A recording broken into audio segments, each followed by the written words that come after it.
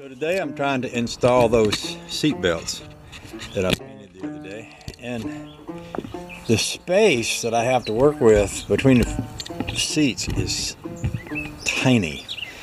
So much so that I can't get a fat screwdriver to pass between the front of this seat and the back of this seat to get that seat belt to go down in there. I was able to get a really tiny little screwdriver to pass through, and the big screwdriver wouldn't go, and I needed something longer to go because I need something to grab that seat belt with and pull it through. So what I've done here is I've cut a piece of wire, and I'm going to attempt to stick this wire through and then bend the end of it in a way that I can attach the seat belt to it.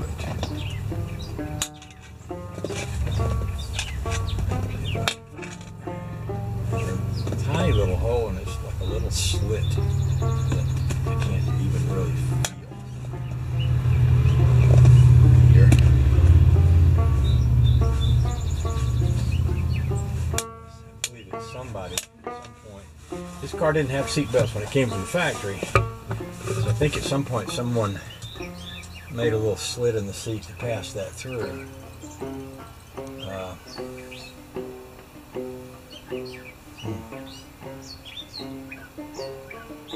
So let's see if this works. What I'm going to do on this other end is just put like an L-shaped bend in the end of this,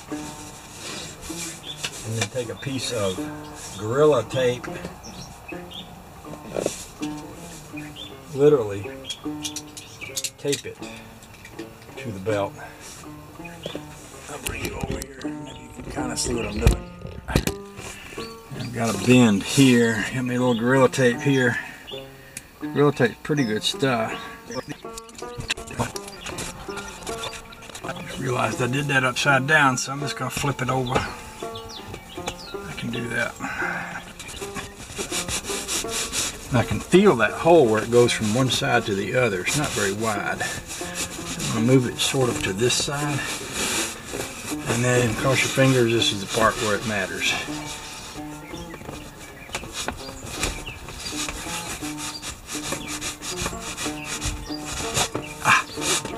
We got it through. So here it is back here. Just let that sit there for now. I'll attach it down here in a bit. I'm going to see. It looks like there's an old spot here where the seat belt used to be. Let's see if I can get that to pass through there.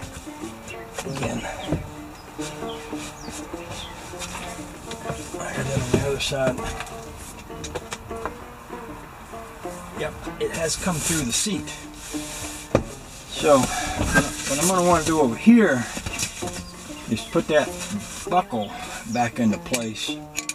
Now remember, I had a buckle here. This goes in. This would go like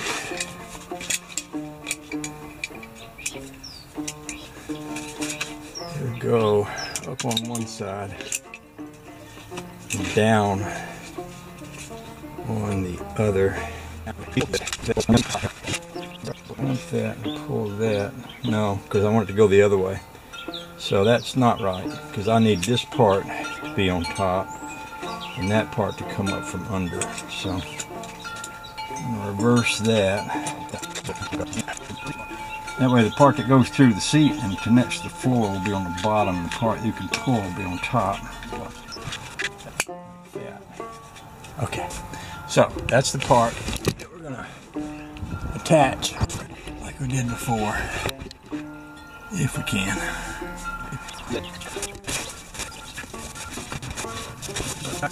And I'm going to try to reach behind the seat. In this case, I'm going to have to reach over the seat to grab that part in the back. Now I can come back here, and I have to reattach these down here. So I'm going to give that a go. this has a buckle here. And the way it works, I think, is it passes through the buckle this way, and then it goes through here. Y'all see what I'm doing? Goes through this buckle, and then through this buckle on the floor. And this buckle on the floor comes back up. I'm going to put it right about where it was before. I can see that mark there. And then we run this back up through this buckle. I think I'm doing this right. We'll know in a minute. Then you pull that tight, you push that down, and that won't slip. Right there. So we do the same thing with this one. Now I could have done this the other way so that this strap is on the other side. Maybe I should. So instead of doing it that way, let's go this way. And then come back up through here. That'll just give me a cleaner look down here on the floor.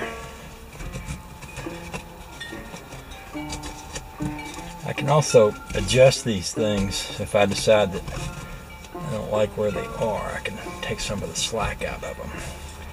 Yeah, I like that better. Now let's go sit in the car and see.